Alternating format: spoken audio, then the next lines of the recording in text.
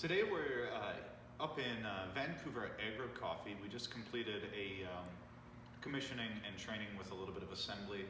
Right behind us we have the Pearl Mini optical sorter and our conventional lift system.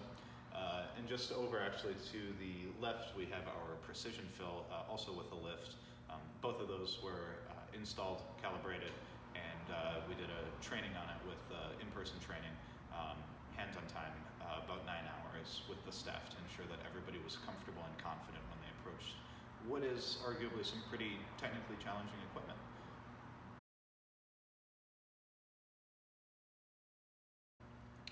Something that is pretty unique, not 100% unique, but pretty unique within the coffee industry is the install service being provided by the OEM, which is us.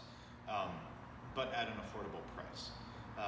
If you look at a lot of the long-running manufacturers that are dedicated towards coffee in general, and sometimes specifically specialty coffee, installation service is not something that they want to do. They're happy to sell you the equipment, but for the most part they don't want to fly somebody out and do the installation and make sure that everything's set up how it should be. If you do get one of those OEMs to give you a proposal for an install, it can often be well into the 5, sometimes even low 6 digits. Here at Sovda we offer the commissioning and training, which is just making sure that once you have the equipment installed, you know how to run it, and we calibrate the equipment and ensure that everything is installed properly. But we also offer an optional uncrated and assembly service where we will come in and actually remove the equipment from the crates, install that equipment, and ensure that every step of the way the equipment is positioned where it should be, and that at the end you have a turnkey install, perfect for your roasting needs.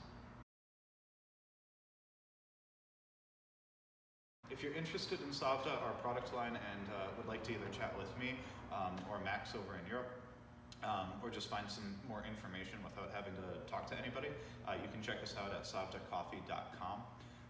And my contact information is on the website, and so is Max's.